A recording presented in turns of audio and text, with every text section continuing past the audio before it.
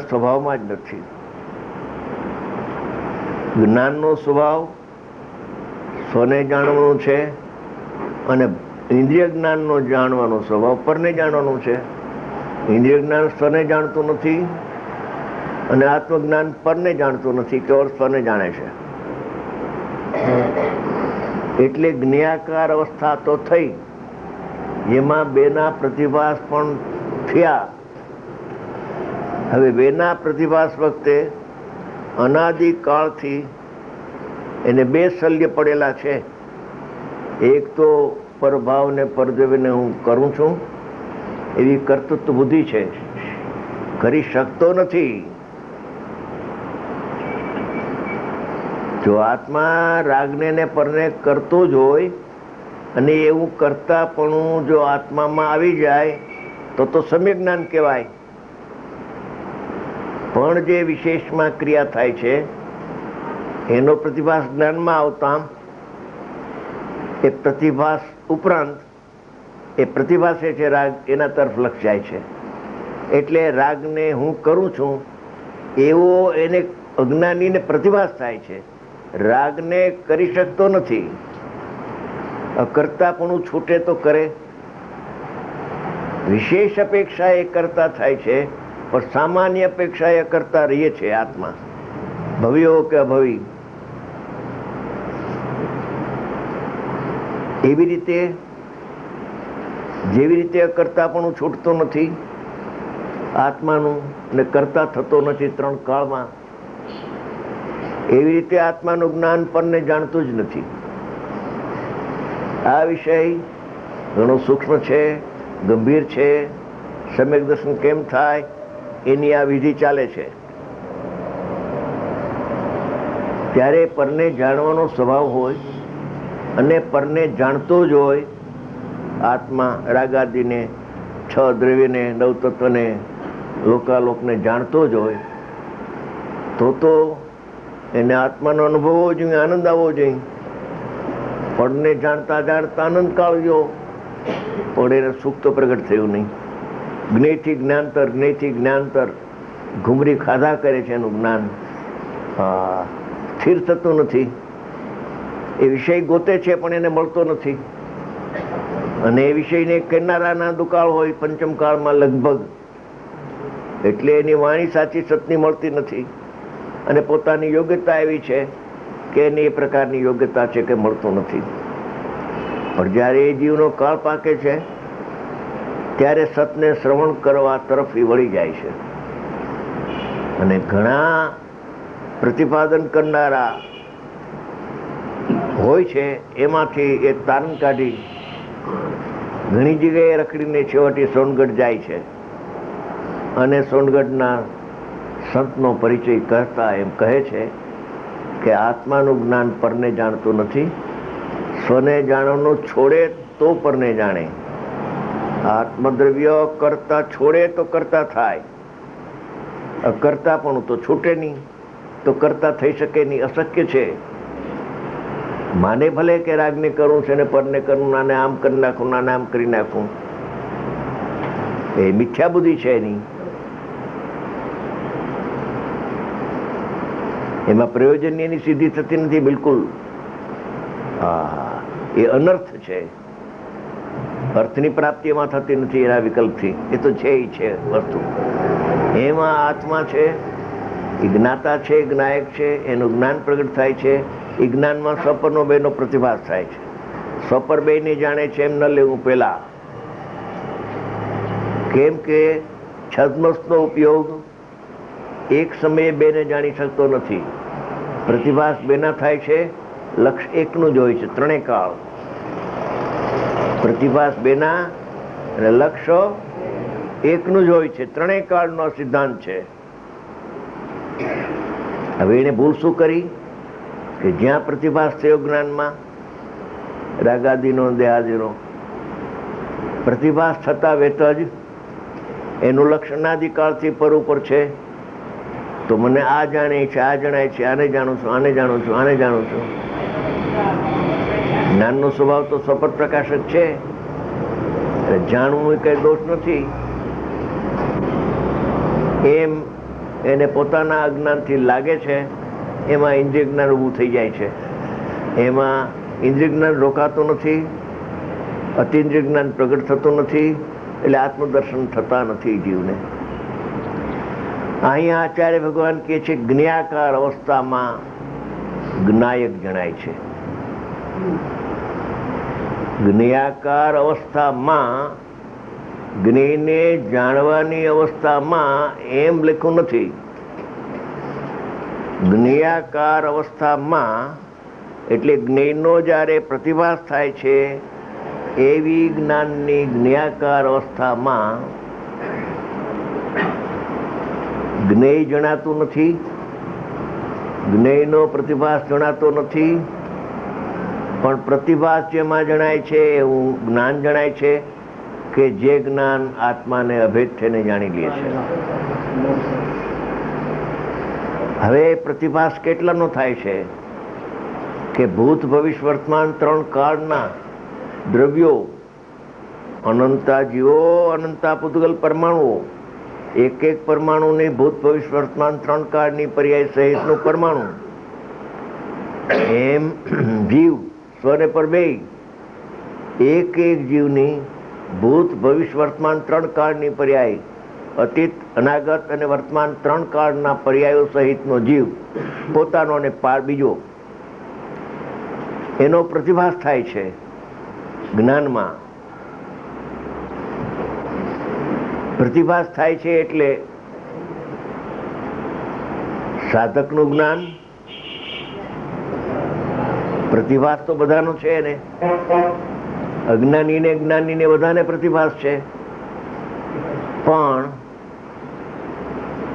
એ કેવળ જ્ઞાન થતા એ જે પ્રતિભાસ હતો એનો આવિર્ભાવ પૂરેપૂરો પ્રત્યક્ષ રૂપે થઈ જાય છે.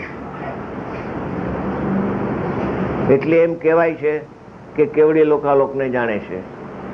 કેવડી ભગવાન લોકાલોકને જાણતા જ નથી. એ કેવળ જ્ઞાનમાં જે પ્રતિભાસ થયેલો છે એનો જે આવિર્ભાવ થયો એને જાણે છે. એ કાર્યને જાણે છે, અને કાર્યને જાણતા ઉપચાર આવે છે કે કારણ લોકાલોકને પણ જાણે છે. ઉપચારનું કથન છે. આ વ્યવહાર કેમ આવ્યો કે પ્રતિભાસ દેખીને પરને જાણે છે એ વ્યવહાર કયો, તો એ વ્યવહાર સાચો લાગ્યો એટલે પરને જાણવામાં રોકાઈ ગયો. જ્ઞાની પણ વ્યવહાર જાણેલો પ્રયોજનવાન કહે છે, પણ પૂછો તો ખરા કે વ્યવહાર જાણેલો પ્રયોજનવાન તો પ્રભુ એ જ રાગ છે, ભેદ વિતરાગ, અરે 5 મહાવ્રતના પરિણામ એ જાણે છે કોણ? વ્યવહાર જાણેલો, વ્યવહાર જાણેલો, વ્યવહાર જાણેલો. પણ જાણનાર તો બતાવો કે કેમ જ્ઞાન એને જાણે છે, કે કયું જ્ઞાન જાણે છે? અતિન્દ્રિય જ્ઞાન જાણે છે ઉપયોગ રૂપ, કે પરિણતિ પ્રગટ થઈ જાણે છે, કે બીજું કઈ એને જાણનાર છે? કોઈ બતાવો તો ખરા. ત્યારે કોઈ પૂછે તો કહે કે એ તો અમારા જ્ઞાનમાં એનો પ્રતિભાસ દેખીને એને જાણે છે, ઉપચાર કરવામાં આવ્યો છે. ત્યારે ખરેખર એને કોણ જાણે છે? કે ઇન્દ્રિય જ્ઞાન એને જાણે છે, આત્માનું જ્ઞાન એ જાણતું નથી. આહા, બુદ્ધિનો વિષય છે. રાગને જાણવું બુદ્ધિનો વિષય છે. આ બધી વાત 6 કેસેટ નીકળી છે એમાં આવી ગઈ છે કે 6 દ્રવ્યને કોણ જાણે છે? કે બહિર્મુખ દ્રષ્ટિ જાણે છે, આત્મા નથી જાણતો. 6 દ્રવ્યને જ્ઞેય જ નથી એનું. આ વાત એક પૂર્વ 373 થી 382 ગાથામાં કુંદકુંદ ભગવાને રચના કરી છે. એની ટીકા અમરચંદ્ર આચાર્ય કરી છે. એ 10 ગાથા બહુ ઊંચી છે. ટાઈમ રહેશે તો આપણે લઈ લેશું, અત્યારે કહી દઉં. ટીકાકાર એમ કહે છે કે વસ્તુ સ્વભાવ પર વડે ઉત્પન્ન થઈ શકતો નથી. વસ્તુ સ્વભાવ એટલે આત્માનું જ્ઞાન. પર વડે એટલે પર જ્ઞેયો વડે આત્માનું જ્ઞાન ઉત્પન્ન થઈ શકતું નથી. એટલે કે જ્ઞેયથી જ્ઞાન થતું નથી. એ તો પ્રચલિત બધાએ સાંભળેલું છે, પણ બીજું નથી સાંભળ્યું, અથવા સાંભળ્યું હોય તો કાન ઉપર લીધું નથી. બીજું સાંભળ્યું હોય તો કાન ઉપર અત્યાર સુધી લીધું નથી એમ મને લાગે છે. હવે લેવા જેવું છે. પેલા બોલમાં શું કહ્યું કે વસ્તુ સ્વભાવ પર વડે ઉત્પન્ન થઈ શકતું નથી, એટલે જ્ઞેયથી આત્માનું જ્ઞાન પ્રગટ થતું નથી. શાસ્ત્રથી આત્માનું જ્ઞાન થાય નહીં. પછી બીજું વાક્ય લખે છે, અને વસ્તુ સ્વભાવ પરને ઉત્પન્ન કરી શકતું નથી. એટલે આત્માનું જ્ઞાન જગતના કોઈ પદાર્થને જ્ઞેય બનાવી શકતું જ નથી, અશક્ય છે. હવે કોઈને જ્ઞેય બનાવી શકે તો પરને જાણે, પણ જ્ઞાનનું કોઈ જ્ઞેય થતું જ નથી, તો પરને જાણવાનો પ્રશ્ન ક્યાં રહ્યો? વિષય જ નથી. જ્ઞાનનો વિષય અહીંયા છે, જ્ઞાનનો વિષય બહાર નથી. વસ્તુ સ્વભાવ પર વડે ઉત્પન્ન થઈ શકતું નથી, એટલે જ્ઞેયથી જ્ઞાન થતું નથી. જ્ઞેયથી જ્ઞાન થતું નથી અને જ્ઞેયનું જ્ઞાન થતું નથી. જ્ઞેયથી જ્ઞાન ન થાય અને જ્ઞેયનું જ્ઞાન ન થાય, રાગનું જ્ઞાન ન થાય, પૂદગલનું જ્ઞાન ન થાય, શાસ્ત્રનું જ્ઞાન ન થાય. જો પૂદગલનું જ્ઞાન થાય તો જ્ઞાન પૂદગલ જ હોય, જે જેનું હોય તે જ હોય. માટે આત્માનું જ્ઞાન હોવાથી જ્ઞાન આત્મા છે. માટે આત્માનું જ્ઞાન કદી પણ એક સમય માત્ર પણ પરને જાણવા ગયું નથી, અત્યારે જાણતું નથી ને ભવિષ્યકાળે જાણશે નહીં. માટે તું એ શલ્ય કાઢી નાખ્યું, પરને જાણું છું. હા, પરને જાણે છે એ તો ભ્રાંતિ છે. પછી સાધક થયા પછી સ્વપરને જાણે છે, એ વ્યવહાર છે. એ વ્યવહાર નિષેધ કરવા યોગ્ય છે. એ પ્રમાણનું વાક્ય છે. અર્થવિકલ્પ જ્ઞાન પ્રમાણ કાલ લીધું હતું આપણે, અને એમાં દેવસન આચાર્ય ભગવાનની ટીકા લીધી હતી આપણે કે નિશ્ચયની વડે નિર્ણય કરે, વ્યવહાર વડે નિર્ણય કરે ને અનુભવ બેને છોડીને એકલા પ્રમાણથી નિર્ણય કરે.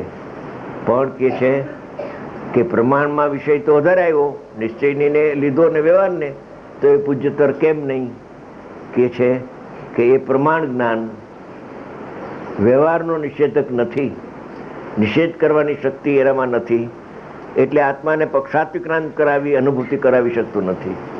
અને નિશ્ચય નહીં, વ્યવહારનો નિષેધ કરાવી એટલે કે પરને જાણવું વ્યવહાર છે.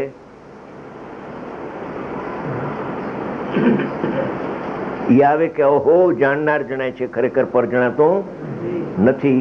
એમ વિધિ નિષેધના વિકલ્પમાં આવી પેલો નિષેધનો વિકલ્પ છૂટે, પરને જાણતો નથી એ વિકલ્પ છે, એ છૂટી જાય. પછી જાણનાર જણાય છે એ વિકલ્પ ઉઠે, પછી જાણનાર જણાય છે એવો વિકલ્પ છૂટી જાય, ત્યારે નિર્વિકલ્પ આત્માનો અનુભવ એને થાય છે. એટલે જ્ઞાકાર અવસ્થામાં જ્ઞાયકપણે જણાવ્યો એમ લખે છે. જ્ઞાકાર અવસ્થા એટલે જેમાં જ્ઞાનની પર્યાયમાં સ્વ અને પરના વિભાગ પૂર્વક યુગપદ, સ્વ ને પર આખું વિશ્વ જેમાં પ્રતિભાસે છે એવી એક જ્ઞાનની પર્યાયમાં પ્રગટ થાય છે. એમાં કહે છે કે જ્ઞાકાર અવસ્થામાં જ્ઞાયકપણે જણાયું. જ્ઞાત તે તો તે જ છે એમ છે ને. એટલે જ્ઞાત અને પછી બીજું લીધું, એટલે બે વાત એમાં છે મૂળમાં. એની ટીકા કરે છે પોતે કે જ્ઞાકાર અવસ્થામાં જ્ઞાયકપણે જણાયો. જો અહીંયા અનુભવ નથી, એ કર્ણલબ્ધિના પરિણામ આવી ગયું છે. કર્ણલબ્ધિ એટલે શું? કે આત્માની સન્મુખ જે ઉપયોગ થાય છે એ ઉપયોગ ઠેઠ આત્મામાં અભેદ ન થાય એની વચલી સ્થિતિ જે છે થોડા સમયની, એને કર્ણલબ્ધિના પરિણામ કહેવામાં આવે છે. અધકર્ણ અપૂર્વકર્ણ એનો આપણે વિસ્તારની કાંઈ જરૂર નથી, પણ સાક્ષાત પ્રત્યક્ષ અનુભવ થવા પહેલા એ જ્ઞાકાર અવસ્થામાં જ્ઞાયક જણાય છે. જો સવિકલ્પ સસંવેદન જ્ઞાયક આવી ગયો એને કર્ણલબ્ધિના પરિણામમાં સવિકલ્પ સસંવેદન, આ બધા મુનિરાજના શબ્દો વચનો છે. પછી ઉત્તરોત્તર ક્ષણે એ પરોક્ષ થયું છે, એ પરોક્ષનો વ્યય અને પ્રત્યક્ષનો ઉત્પાદ થાય છે. ત્યાં એને આનંદ આનંદ આનંદ આનંદ આવે છે. બસ ભવનો અંત આવી ગયો એને ખબર પડી જાય છે. એટલે જ્ઞાકાર અવસ્થામાં જ્ઞેયો નથી જણાતા. એનો તો પ્રથમ નિષેધ કરવો પડશે. શાસ્ત્રમાં એમ આવે છે કે નિશ્ચય નહીં વળે તો વ્યવહારનો નિષેધ કરજે. અદમ દયા રાખીશમાં વ્યવહાર કેણે કહ્યો છે? સર્વજ્ઞ ભગવાને કહ્યો. અને વ્યવહારનો નિષેધ કરવો એ કોણે કહ્યું? એ સર્વજ્ઞ ભગવાને કહ્યું. તો સર્વજ્ઞ ભગવાનની એક વાત માની લીધી અને નિષેધની વાત માનતો નથી. હા હા હા, એ પરને જાણતો નથી તો જ્ઞાનનો નિષેધ થઈ જશે. અરે અજ્ઞાનનો નિષેધ થશે ને જ્ઞાન પ્રગટ થશે. તું જોતો ખરો, પ્રયોગ તો કર. એકવાર પ્રયોગ કરતો ખરો શું થાય છે ચમત્કાર.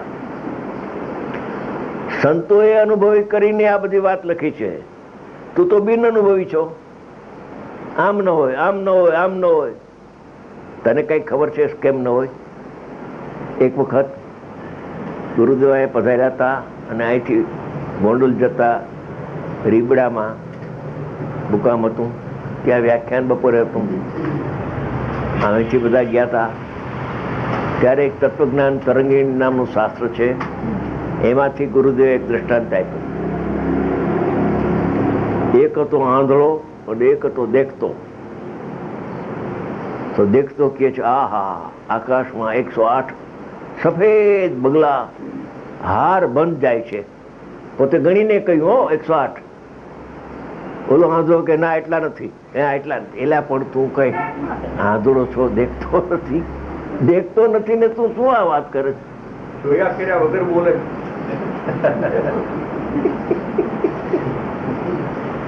એમ પક્ષવાળાનું જ્ઞાન બિરાઈ જાય છે, બે જ્ઞાનની શક્તિને ઉગડતી નથી.